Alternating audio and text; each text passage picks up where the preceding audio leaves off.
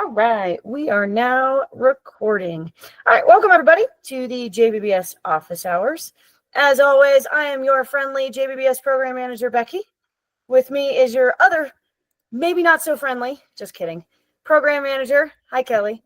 And Alex. I'll let them introduce, even though I don't think you need the introduction, but I'll let them introduce themselves.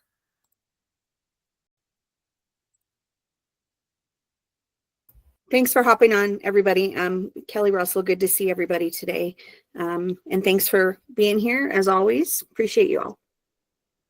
And then I'm Alex Clayton, the program coordinator for data-related stuff for criminal justice programs here at BHA. And I'll echo what Becky and Kelly said, and just thanks for all of you who joined us today. Cool, thank you. And it looks like we've got kind of a smaller group today, but that's okay. That's why we record these. So we will go ahead and get started. Alex, I believe, had some stuff on the agenda to start, and then we can go ahead and get into any questions, concerns, anything that anybody has. So Alex, I will go ahead and pass it over to you. Awesome. Thanks, Becky. Yeah, so there are two big things that I wanted to cover today, kind of two changes that happened recently. One was in Civicor, and the other is not a change, but it's something that we noticed on the back end. We want to remind everybody about this on the monthly contract monitoring tool. So I'll start with Civicor. I'm going to share my screen. So in Civicor, and this is kind of a clarification. It's not just for Civicor, but for the JBBS program in general. So when you start a new referral, this is our test client, you go to add new referral. There are a number of questions that they're called conditionals. That you have to answer right before you can admit somebody. So, right, is client eligible? Yes, they're eligible. Did they decline participation? No, they did not decline. Were they released before being admitted? No. This is the new one, right? Discharge planning services only. So if you answer yes to this, then it's just like the other ones. It stops there. You click submit. Civicor will record this person as being referred to JBBS but not admitted. And then if you click no, then it opens up the rest of the form. You put in the admission date. Once you enter the admission date, then Civicor will record them as being referred and admitted to the program. The reason that we did this was, discharge services and discharge planning is important, and we don't want to, detract from that. And again, you can spend time and money and energy on discharge planning, but we want those people, if they're just receiving discharge planning or discharge services, we don't want those people admitted formally to JBBS. So what does that mean? Number one, it means that you don't have to give those people a gain assessment if you don't want to. We maintain that the gain assessment is there for you all, and it's a tool for you to use more so than it is for us. It's a requirement across the program because we think it's the best assessment tool that we currently have. And so you can use it for whoever, right? You can use it for discharge planning services. I know I had a question from a county earlier today asking, hey, even if we're not admitting them to JBBS, can we still give these people a gain? Yes, you can, right? You can give a gain to whoever you want. The gain is a tool for you all to use, but you don't have to for discharge planning services only, because those people are not going to be formally admitted to JBBS. The other reason we did this was to kind of double down on the central purpose of JBBS, which is to provide clinical services, right? Which goes beyond just, here's where you can go when you get out, right? That's individual sessions, group sessions, that's clinicians working one-on-one with individuals through, therapeutic and clinical kind of options to try and help them. That's the main purpose of JBBS. And so we wanted to keep the focus on that. That, again, to reiterate, that doesn't mean you can't provide discharge services. It doesn't mean your JBBS people or your program can't provide that. It just means those people who are only meeting with you once to do discharge planning, those people should not be admitted to the program. They're referred, right? You can refer them, but since they're just receiving discharge services, they're not admitted to the program. So that's how, that's the change in Civicor. We added one more conditional here. And again, if this is what it looks like, hey, they're eligible, they didn't decline, they weren't released early, but we're only doing discharge services. You just click yes for that. You click submit, save it, and you're done. So this process should take you 5 minutes to enter a client and kind of record this as this is what their pathway through JBBS looked like, where they just received discharge services. So I'll stop there. Does anybody have any questions about that change?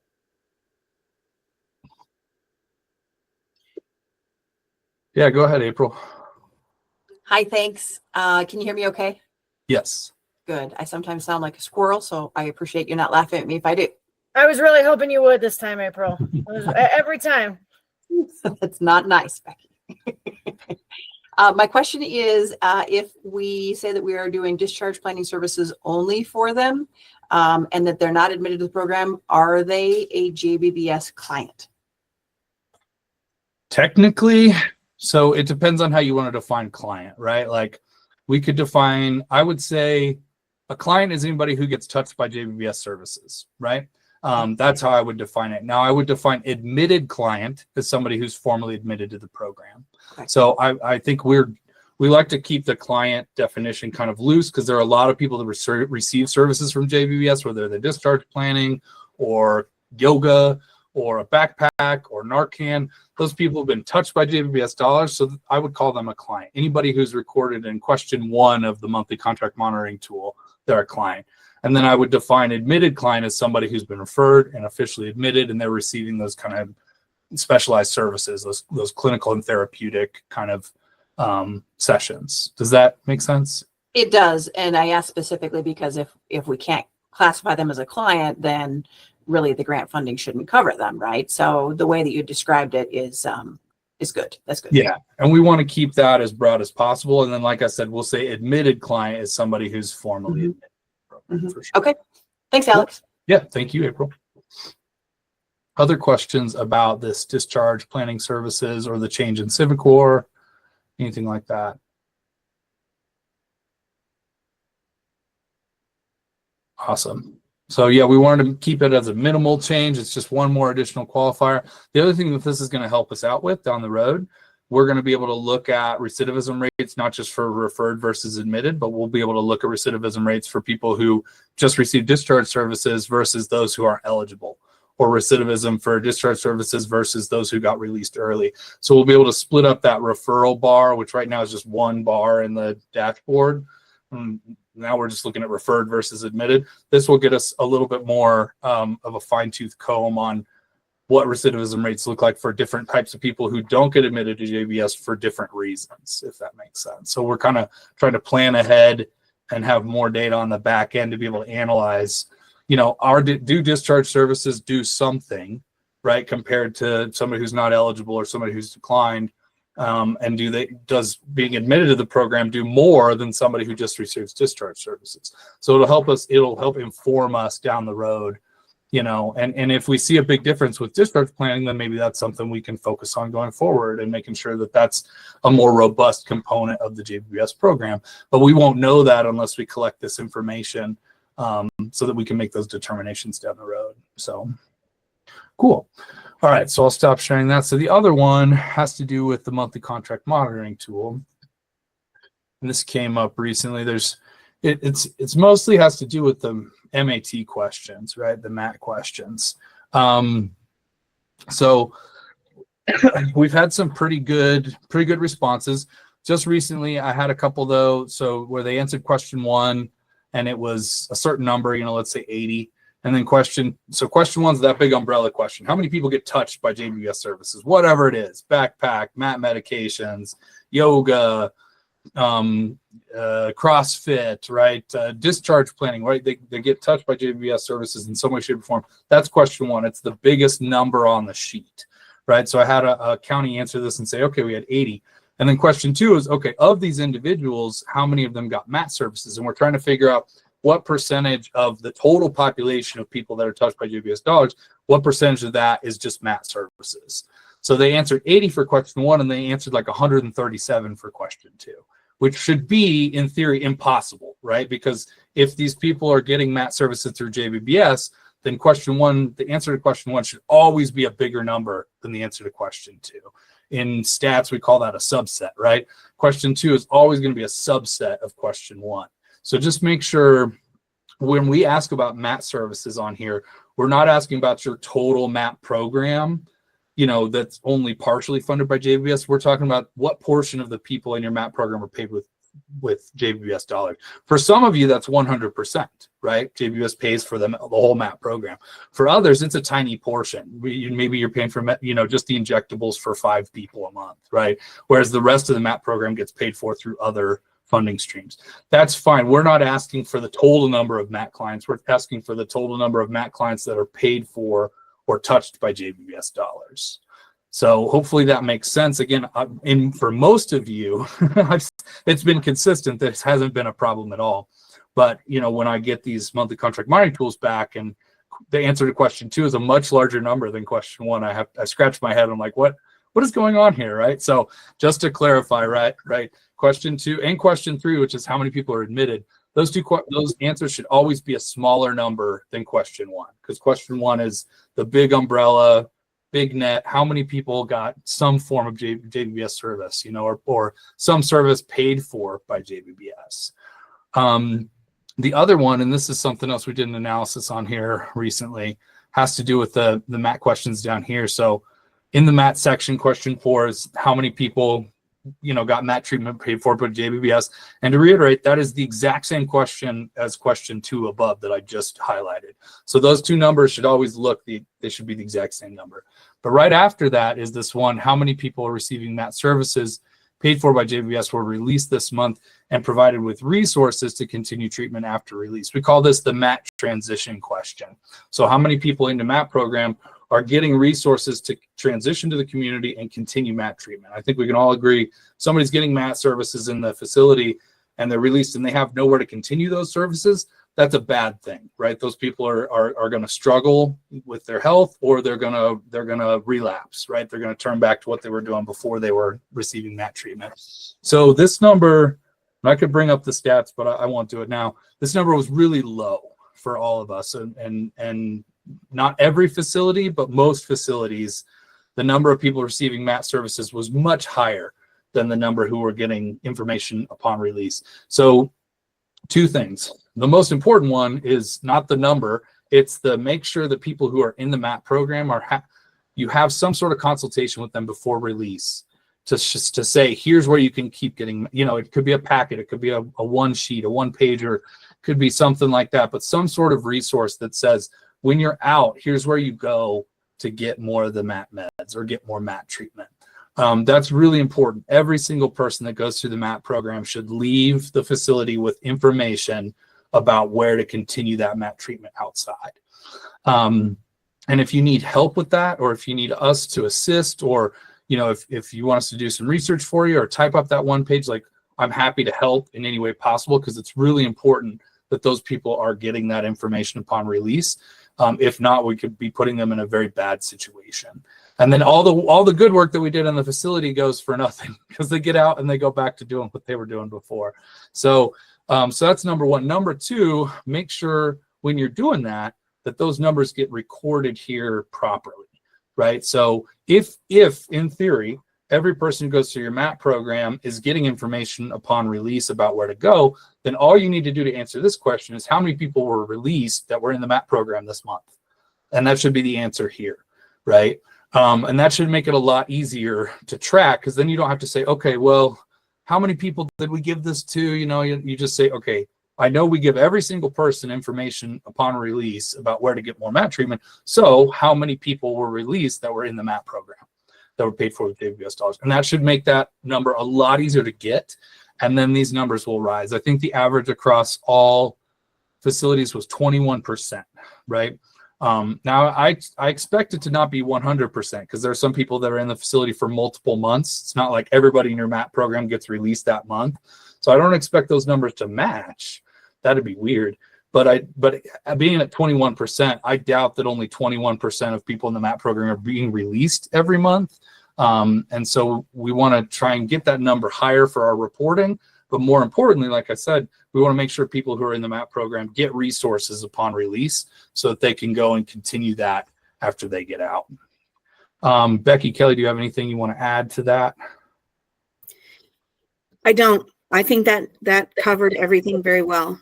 Yeah, agreed. Okay, awesome. And I'm going to sound a little bit like a broken record, because the next time these office hours are great, but we only get a small percentage of facilities that participate. So when you see me next time in the next big meeting with everybody, I'm going to say the exact same thing I just said, because I want to make sure that message goes out to everybody. So my apologies in advance for sounding like a broken record on this, but this is a big emphasis for us. continuity of care, as you know, is a big emphasis for all of us, for BHA in particular. And this, we think, is a really important piece of continuity of care for MAT treatment specifically. So again, we're not asking you to track those individuals. We don't want you to follow up with them like, hey, did you get what you needed? You don't have to do that. You just have to provide that information and say, hey, here's what you need if you want to continue doing this on the outside. So the bar is kind of low in that sense. Like, you don't have to call everybody that gets released and say, hey, are you doing what you're supposed to be doing? That would be a huge burden, and we're not asking that. We just want to make sure we're doing our part, right? All of us are doing our part, making sure that stuff is available upon release. So anyway, I'll repeat that in the next meeting, and you'll have to, I apologize in advance for that. But okay, questions about this, the monthly contract monitoring tool, the MAT questions, the MAT transition question, anything along those lines? Hey, Alex, this is Brandon. I got distracted for 2 seconds, but yes, I was reporting that wrong. Number 5. Is that something I need to go back and fix? Not necessarily, right? I would say our kind of motto is like, hey, as long as we fix it moving forward, we're good. I will say if you have like a down moment, which rarely happens, but if you do have a down moment, you're like, hey, I can track down these numbers fairly easy and it'll take me 20 minutes, then sure, just send those to, and you don't just send me an email and say, here's the numbers that I misreport, here's the numbers from the last 3 months or whatever. Any updated data is helpful because it'll help make that number better. But the most important thing is going forward, we make that accurate. And so I would say it's not a requirement. If you have the bandwidth and you can do it, great, do it, send it to me. I'll update our spreadsheet. The numbers will look better and I'll appreciate that. But we don't want to put any more work on all of you if you don't have the bandwidth to do it. Does that make sense? Yeah. So, okay. What we currently do with our JBBS staff is we do an orientation with all of our MAT folks as they come in, and then we offer them services. And a lot of them, say, hey, all I want is the MAT medications. I don't want any services. But during that orientation, we're providing them with resources and connections to the community because people are getting out so quick. So those people, there's no real expectation that we're entering those people as discharge only, or is there an extra? Okay. No, because you're not doing discharge planning with them really. If they're just doing MAT meds, they're getting recorded here as receiving, if the MAT meds are paid for with JBBS, they're still getting recorded here in question 4, right? And question 2 in the previous section. If JBBS is paying for it, they don't need to be in Civicor unless you offer more to them and I would say, it's more than just, hey, do you want to do JBBS? If they're like, oh, let's talk about this more, that's when I would enter them in Civicor as a referral, more than just a blanket. Everybody who comes in, do you want to do this, right? You don't have to enter all those people. It's more like if they respond and they're like, yeah, I'm interested, and you have a conversation and they still say, hey, you know what, I don't want to do this. That's when I'd put them in Civicor as referred but not admitted, or like in Civicor, it has that option to they decline participation. Once it goes beyond just an initial, hey, this thing exists, that's when I would put them in Civicor as referred but not admitted, right? Because if we do it the other way, then every person that comes to the jail is going to go into Civicor. And although as a data person, that would be awesome. That would give us a ton of interesting and great data. That's way too much work for all of you. And I don't want to ask that of all of you. So does that make sense? Thank you. Yes. Yeah. And I think it's fine to your point about what your process is. If you're having that orientation at the beginning and as part of that, you're providing info like, hey, if you choose to do this MAT thing, here's where you can get services on the outside. I think that's fine. That still checks this box as doing your due diligence and making sure they have those resources upon release. Whether or not it's, given to them when they're released or before that point, as long as they have that when they're released, then I think that checks this box and does what we're asking y'all to do. Right, Becky, Kelly? Yep. Yeah. Mm-hmm. I think that's fine. So cool. Okay. Other questions about monthly contract monitoring tool, MAT transition, anything like that? Okay. I'll stop sharing. Great. So yeah, at this point, we'll kind of open it wide up, right? And say, any questions of any kind about data related stuff, the monthly contract monitoring tool, Civicor, Gain, anything along those lines? Or anything just JBBS related as well. If you have any Yeah. questions about contracts or budgets or Totally. end of year spending, any of those kinds of things. Like Alex said, we'll just open the floor and see if anyone has any questions. This is Brandon again. I'm getting a little nervous about the Medicaid waiver. We went to that training with HARP. We've been having conversations with them. Like that's going to directly impact our JBBS, isn't it? Yes. And what I'm hearing from the HARP person is that we're really waiting on the state to give us further directions on that. Yep. Yeah. So Brandon, we're working directly with HIGPUF on that. We're working directly with Hannah Hall on the waiver. So what is going on right now, though, is they are completely focused on the July 1st rollout for DOC facilities and DYS facilities. So the planning for jails is kind of, I don't want to say it's on the back burner right now because it's not on the back burner, but it's kind of on hold right now until it's rolled out for DOC and DYS facilities on July 1st. Once it's rolled out on July 1st for those state facilities, then we can really get into the nitty gritty of planning for jails for next fiscal year. I just got an email from Hannah. So we talk every other week. We have a meeting with Hannah and her team. Our team has a meeting with her team. I just got an email from Hannah that we're going to have her on a roundtable here within the next couple of months to present about the Medicaid waiver. So that'll probably be in August. And she'll have some more information then. They'll have a readiness assessment ready to go. I'm on the criminal justice collaborative, whatever it is, to also plan for this. So planning is happening, but kind of on the kind of slowly right now. And then we'll really, really get into it as of July 1st. Does our JBBS monies, does that impact like that 18 to 24-year-old, that youth project we're doing with the targeted case management? You know what I'm talking about? I don't know. Kelly? I was just trying to think. I'm not sure I know what that is either. Maybe Brandon, we can talk about that a little bit more. Yeah. We could also set up a meeting directly with Hannah. That wouldn't be something that would be out of the ordinary. If you have a specific question about a specific population, we can talk with Hannah. But we can also, maybe we can set up a meeting and chat as well. All right, thank you. Yeah. Yeah, go ahead, Alex. Yeah, just to follow up on that question, the DOC rollout and the lessons that we learned from that rollout should really help inform us and make it easier for us to do it on the jails. There's different challenges, right, with the jails, but I think it's a good thing that they're rolling this out with DOC because they're having to iron out a lot of kinks at that level, and then there will be a lot of great lessons learned that we'll be able to apply here. The other thing that we've talked about, and I'm not making any promises or anything like that, but one of the things that we've talked about to help with the reporting is to potentially just use Civicor for Medicaid stuff. So you'd enter somebody in, and instead of referring them to JBBS, there'd be a separate referral for Medicaid.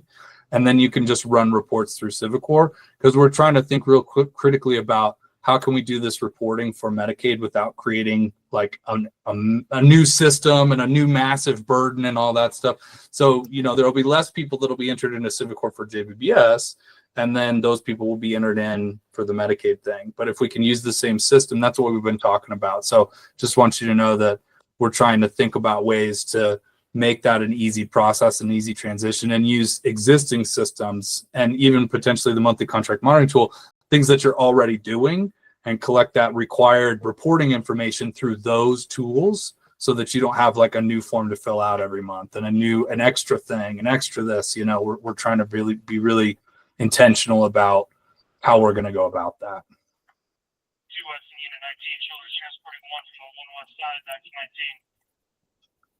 Yeah, this might actually put the jails in a better position to kind of see how this goes at other agencies first.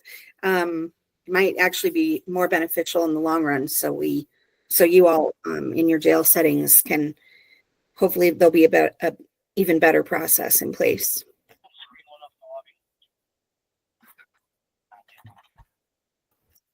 Did anybody else have any other questions about that? Medicaid, we did put Hannah's email in the chat, so if you want to reach out to her directly. But any other questions about anything JBBS related or any? Yeah, Alex. I was just gonna say, if you email Hannah, which you should totally do if you need to, just CC Becky or Kelly on that. I think that's helpful just to keep everybody in the loop so we all know who's communicating with who. Just my recommendation there. Yeah.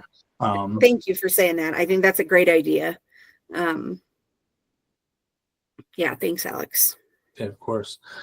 Only other comment I had as we're kind of wrapping things up. So I pull the gain reports every week, right? Look at total gain numbers. And this week was kind of a down week, but the last 2 weeks were big numbers. We saw a lot of gains were being done the last 2 weeks. So yeah, there's always comes ebb and flow with these things, ups and downs. But I just wanted, our big concern was the further we get into this, the less people are doing it. And that doesn't seem to be the case. So I just wanted to say thank you to all of you for that, keeping it up with the gains. I know that's, we're at almost 1 year, right, of doing that. And we haven't seen a drop off in, again, there's some ups and downs. Some months are higher. A lot of that has to do with who comes into the facility, things like that. But in general, we're not seeing like a massive drop off or anything. So the last 2 weeks were really good looking. And I just wanted to praise everybody for the work that you're doing with the gain assessment. So thanks, everyone. Yes, and I would definitely echo that. Again, I always say we realize we do have a lot of requirements of you all. We don't do it, to be whatever. We have a lot of things that we have to report out on our end as well. So just really, really do thank each of you and appreciate you. And just know that we're grateful when you are receptive to us reaching out for the 9 millionth reason. So just thanks everybody. And again, we see the great work that you're doing and this data is proving all of that. So just thank you, everybody. Yeah, just to piggyback on that, we've gotten a lot of comments recently from other agencies and other entities that are like, wow, your data looks great. You guys are doing, the dashboard, the annual report, those things are really doing stuff and it's really putting us out front. We recently presented to SAMHSA, who's one of the granting agencies for a lot of PHA's funding, and they wanted to use our website, JBBS's website, as best practice for some of these programs going forward because it's so transparent and it's so clear and it's a tool that we can use. It's a tool that you can use. So anyway, none of that would be possible without your work, right? And these meetings to make sure we're all on the same page with what does this data point mean? How do you submit this? What does this question mean? Ironing all that stuff out. None of that data would be any good unless we were doing this work. And so, but it's getting recognized and people are looking at that going, wow, this is really good stuff. So I just wanted to make sure you all knew that was, it's not just like going in a hole somewhere. It's being used, it's being lauded, it's being appreciated. And this year's a really good year for data. Next year's going to be even better. We've got big plans for expanding the dashboard, getting the monthly contract monitoring tool up on the dashboard, those MAT questions up on the dashboard. We're looking at interoperability stuff with other programs like LEAD and COAR. So you'll be able to pull information. If somebody comes in, you'll be able to query them and say, hey, has this person had an interaction with COAR before, co-responder before, or has this person been enrolled in a law enforcement assisted diversion program? We're trying to use all the stuff that we have to make your jobs a little bit easier. And so there's a lot of cool stuff in the works. And it'll look even better next year. So thanks for letting us know that. It's good to know that all that data does get noticed and that things are looking good. So thank you. Yeah, and it's going to help us when it comes funding time, big time.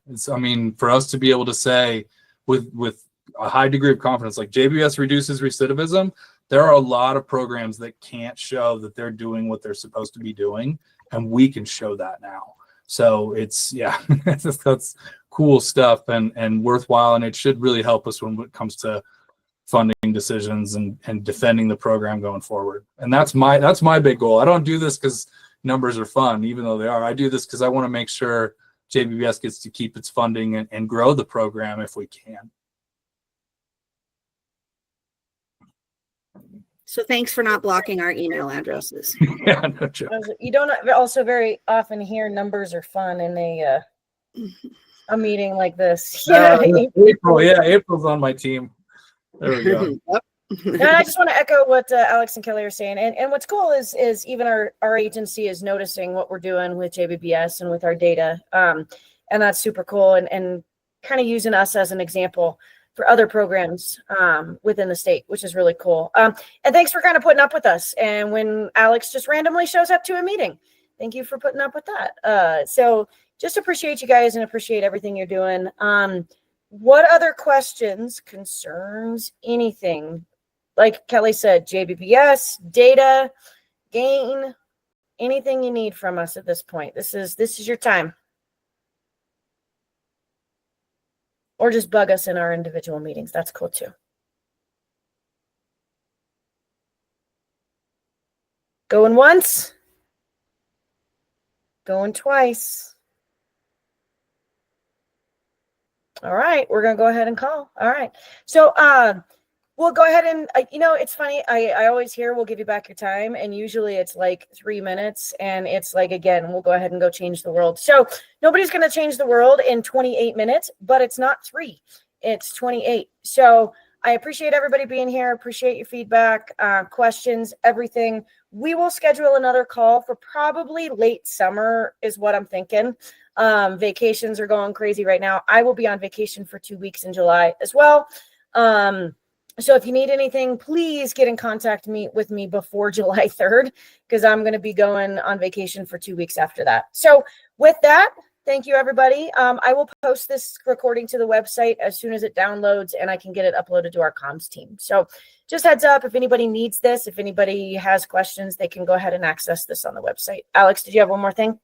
Yeah, I just wanted to say, like we always try to end these, if you think of something after the meeting, send us an email, right? Always happy to set up a meeting, always happy to talk through things through, open door policy. So, it doesn't stop here with this meeting. We're always available to answer emails and set up meetings and talk through things as needed, for sure. Yep. Thank you. All right. Thanks, everybody. That 28 minutes turned into 27, but it's still 27 minutes. Have a great day. Bye-bye.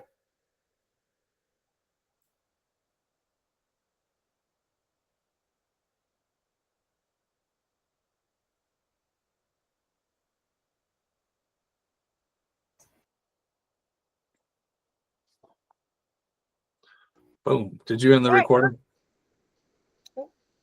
Forgot to. 1 second.